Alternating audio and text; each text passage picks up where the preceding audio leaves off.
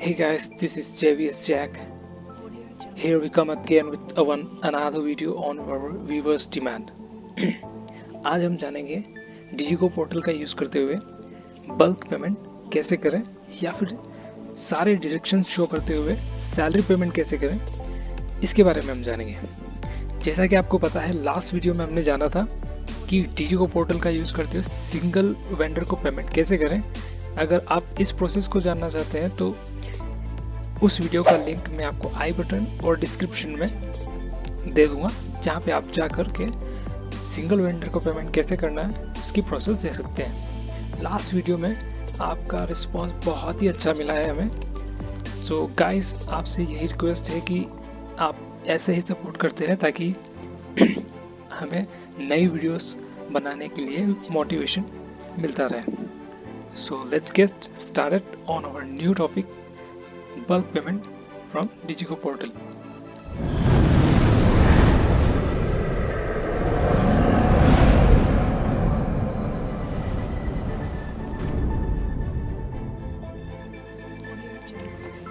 तो सबसे पहले हम डिजिको पोर्टल का लिंक डाल लेंगे, जो कि है snafms.sbi। क्लिक करेंगे। सो गाइस, हम डिजिको पोर्टल के लॉगिन पेज पर आ चुके हैं। तो आज हम सीख रहे हैं कि डिजिको पोर्टल पर बल्क पेमेंट कैसे करें। तो सबसे पहले हमें लॉगिन कर लेना है हमारे मेकर के अकाउंट से। यूज़र नेम डालेंगे, पासवर्ड डालेंगे और कैप्चा कोड डालकर लॉगिन कर लेंगे।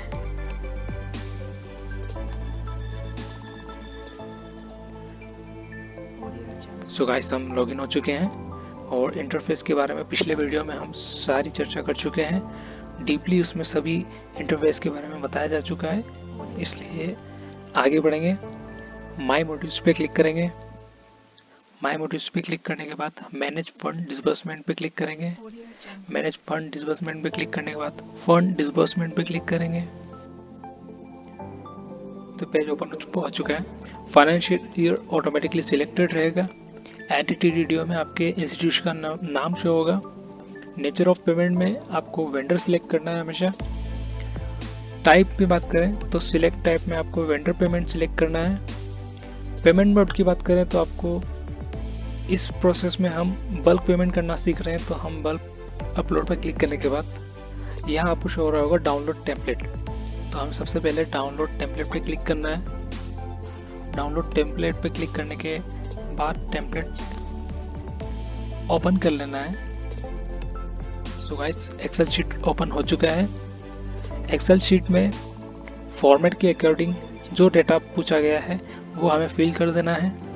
आप देख पा रहे होंगे रेड कलर के जो टेक्स्ट में डेटा पूछा गया है वो फिलिंग करना कंपलसरी है, और जो ब्लैक टेक्स्ट में सेल्स जो शो हो रहे हैं उनमें डेटा फिल करना कंपलसरी नहीं है। चाहे तो आप कर सकते हैं या फिर इसको स्किप कर सकते हैं। तो हम डेटा फिल कर लेते हैं, और ये हमने डेटा फिल करके रखा हुआ है already. So guys, receiving party code में वेंडर का कोड टाइप करना है। रिसीविंग पार्टी नेम में वेंडर का नेम, और ट्रांजैक्शन कोड में सारे पेमेंट्स के जो कोड होते हैं वो फिल करने होंगे।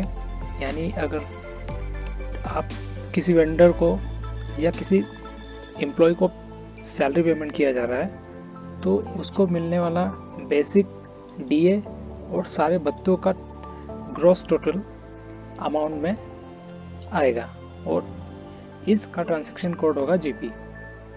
ठीक है। अकाउंट नंबर में संबंधित वेंडर का अकाउंट नंबर फिल करेंगे। अब बात आती है डिडक्शन की। डिडक्शन की बात करें तो इस एम्प्लॉय की बात करें तो इस एम्प्लॉय का डिडक्शन जीआईएस, प्रोफेशनल टैक्स और ईपीएफ है।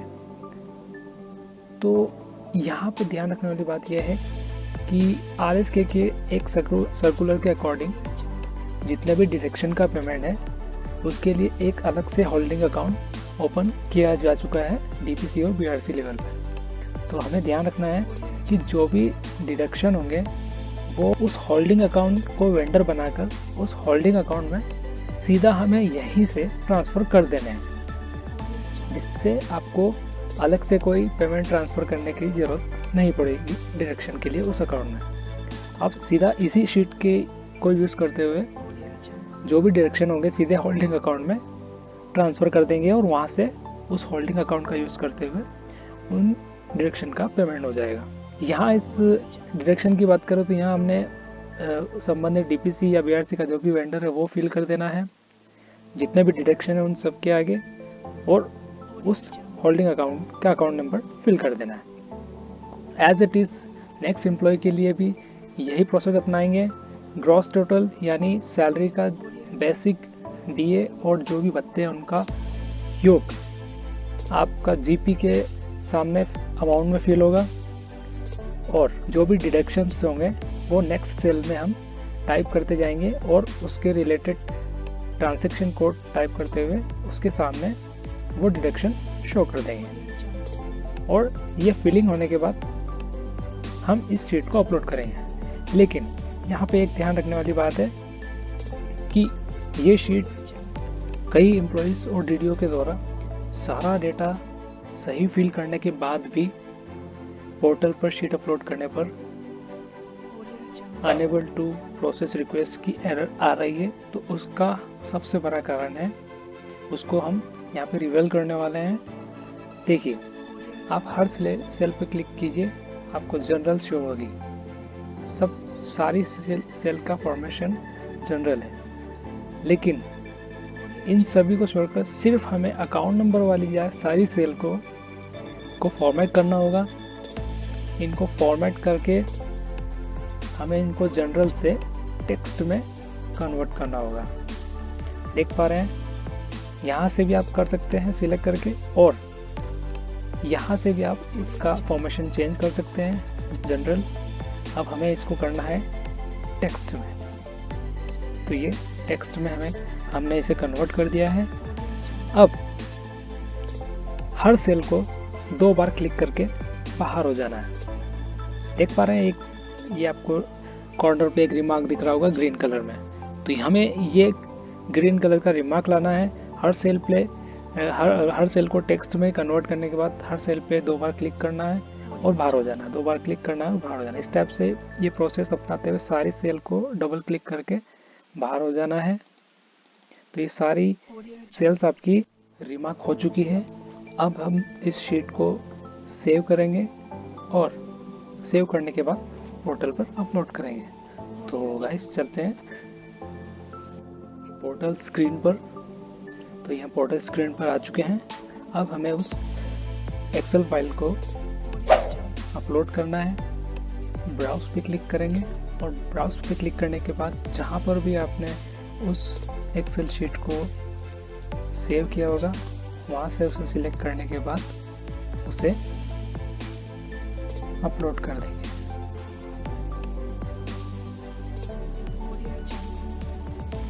तो ये फाइल अपलोड हो चुकी है। फाइल अपलोड करने के बाद आपको एक्टिविटी सिलेक्ट करना कंपलसरी है।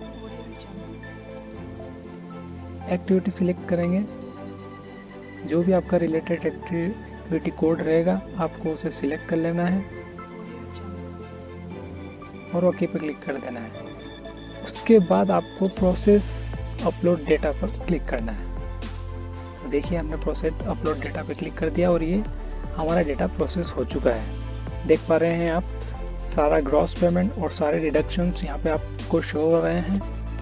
तो ये सैलरी हम आगे प्रोसेस करने वाले हैं। तो इसमें आगे चलते हैं एक्टिविटी हम ऑलरेडी सिलेक्ट कर चुके हैं। तो यहाँ पे आपको सारे डैश दिख रहे हैं।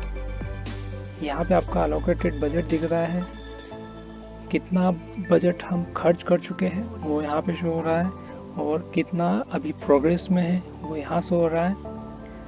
आगे बढ़ेंगे, लेटर ऑफिस ऑर्डर नंबर में जो भी आपका unique letter office order number है वो यहाँ पे फिल कर देंगे।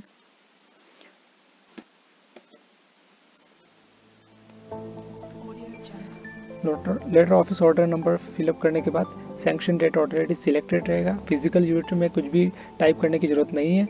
लेजर आपको वापस से सिलेक्ट कर लेना है और यहाँ पे जो भी आपने एक्टिविटी में कंपोनेंट कोड या हेड चूज किया होगा वही यहाँ पे आपको ड्रॉप डाउन में शो होगा, तो आपको उसे सिलेक्ट कर लेना है।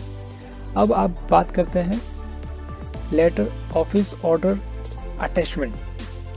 यहाँ पर बहुत सारे लोगों को समस्या आ रही होगी कि जब भी वो फाइल अपलोड करने जाते हैं तो उन्हें एक पॉपअप आता है, specify A file located in your local system. तो इसका सॉल्यूशन क्या होगा इस बारे में जानेंगे। तो इसका सिंपल सॉल्यूशन बताता हूँ गाइस, कि आपको जो भी फाइल अपलोड करने जा रहे हैं, अगर आप पीडीएफ अपलोड करने जा रहे हैं तो आपको ये ध्यान रखना है कि पीडीएफ आपका सिर्फ 4 MB तक की ही फाइल अपलोड करें। यहाँ ध्यान रखने वाली बात यह है गाइस कि अटैचमेंट आपको सिर्फ 4 MB का करना है, 4 MB से ज़्यादा नहीं करना है।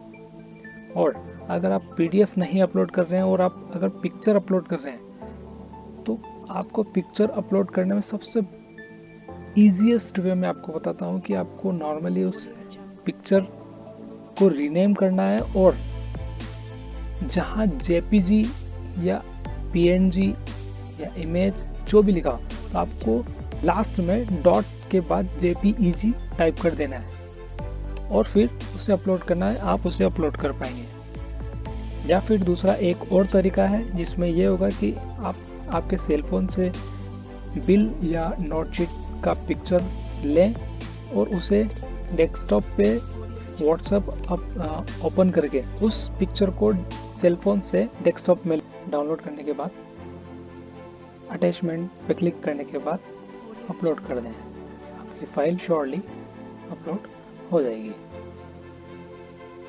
फाइल अपलोड करने के बाद हम नीचे आ जाएंगे और वैलिडेट पे क्लिक करेंगे। जैसे ही वैलिडेट पे क्लिक करेंगे आपके सबमिट का बटन आ जाएगा, सबमिट पर क्लिक कर देना है और do you want to disburse fund का पॉपअप आपके पास आ जाएगा। आपको यस कर देना है और ये रिक्वेस्ट जा चुकी है आपके नेक्स्ट लेवल पर। अगर आपके 2 यूज़र बने हुए हैं डिपार्टमेंट के तो ये रिक्वेस्ट सीधी आपके अप्रूवर के पास में जाएगी, और अगर आपके 3 यूज़र बने हुए हैं यानी अप्रूवर, मेकर और चेकर, तो ये रिक्वेस्ट जाएगी चेकर के पास। तो हमारे पास 3 यूज़र हैं और ये अब रिक्वेस्ट जा चुकी है चेकर के पास। तो अब हम यहाँ से लॉग आउट करेंगे और यहाँ से लॉग आउट करके हम चेकर की आईडी से लॉगिन करेंगे और इस रिक्वेस्ट को नेक्स्ट लेवल के लिए सेंड करेंगे।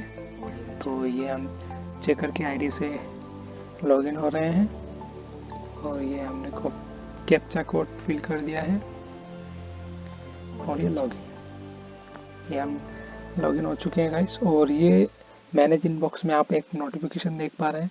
मैनेज इनबॉक्स पे क्लिक करेंगे। इनबॉक्स पे क्लिक करने के बाद आप देख पा रहे हैं एक नोटिफिकेशन हमारे पास आ चुका है इनबॉक्स में। और जैसा कि आपको पता है कि रेड टेक्स्ट में जो भी नई रिक्वेस्ट होती है वो आपको रेड टेक्स्ट में शो होती है। तो आपको सिंपली लिंक पे क्लिक करना है।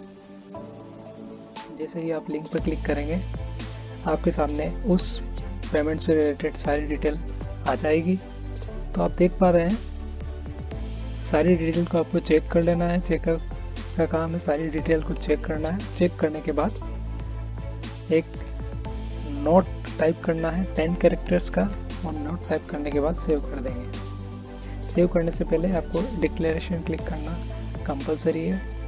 तो आप डिक्लेरेशन क्लिक करेंगे। ये डिक्लेरेशन क्लिक करने के चेक बॉक्स क्लिक करेंगे और वेरीफायर का काम है रिकमेंड या नॉट रिकमेंड पे क्लिक करना। यानी अगर पेमेंट सही है तो आपको रिकमेंड पे क्लिक करना है और कुछ गलत है तो उसको नॉट रिकमेंड करना है। तो हम रिकमेंड पे क्लिक करेंगे। और यहाँ पे आप देख सकते हैं एक कन्फ्यूज़न और आपके पास होगा अभी कि हमने जो भी डिडक्शन है तो सामने उस एम्प्लॉय के अकाउंट में ग्रॉस अमाउंट जाएगा या नेट अमाउंट जाएगा, यानी डिडक्शन होने के बाद जाएगा या टोटल अमाउंट जाएगा। तो यहाँ पे आप ध्यान रखिए डिडक्शन आप देख पा रहे हैं डिडक्शन का कॉलम, इसमें आप व्यू पे क्लिक करेंगे तो आपको ये देखिए डिडक्शन आपको शो हो रहे हैं। तो आप यहाँ पे देख पा रहे हैं ग्रॉस पेमेंट यानी ग्रॉस सैलरी इस एम्प्लॉय का था 5000, ये डेमो अमाउंट है। तो ग्रॉस अमाउंट उसका था 5000 जिसमें से 2400 का डिडक्शन है। वो डिडक्शन होने के बाद उस एम्प्लॉय के अकाउंट में जाएगा 2600 डिडक्शन के बाद। तो यहाँ पे आपका इस क्वेरी का सॉल्यूशन हो जाता है। इस टाइप से यहाँ पे भी आप क्लिक करके देख सकते हैं और वेरीफाई कर सकते हैं। जो भी डिडक्शन था वो डिडक्ट होने के बाद जो नेट अमाउंट होगा वो संबंधित एम्प्लॉय के अकाउंट में जाएगा। ठीक है, तो अब हम सारे चेकबॉक्स और नोट फिल करने के बाद सेव करेंगे और केस सेव सक्सेसफुली क्लिक करेंगे और इसे फॉरवर्ड करेंगे अप्रूवर के लिए, अप्रूवर के पास। तो ये पॉपअप आ चुका है और हम सेंड पे क्लिक करेंगे। जैसे इस पर क्लिक करेंगे ये रिक्वेस्ट अप्रूवर के लेवल पर जा चुकी है। अब हमें अप्रूवल की आईडी से लॉगिन करना है और इस रिक्वेस्ट को अप्रूव करना है। तो ये हम लॉगिन पेज पर आ चुके हैं और अप्रूवर की आईडी से लॉगिन कर रहे हैं। कैप्चा फिल करेंगे और ये हम लॉगिन हो रहे हैं।